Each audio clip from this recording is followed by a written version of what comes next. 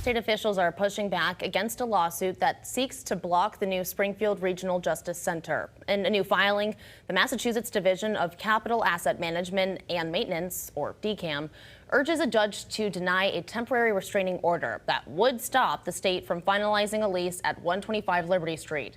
To losing bidders, USPB JV, owned by Jeb Belize, and Springfield Tower Square, owned by Dinesh Patel, are suing to overturn the state's selection of Liberty Junction as the developer. DCAM argues Liberty Junction offers the best value and defends the process as legal, adding questions about team members have been disclosed to the State Ethics Commission. DCAM also warns delays to replace the aging Hampden County courthouse harms the public. The state is asking the judge to let negotiations with Liberty Junction proceed toward a final lease.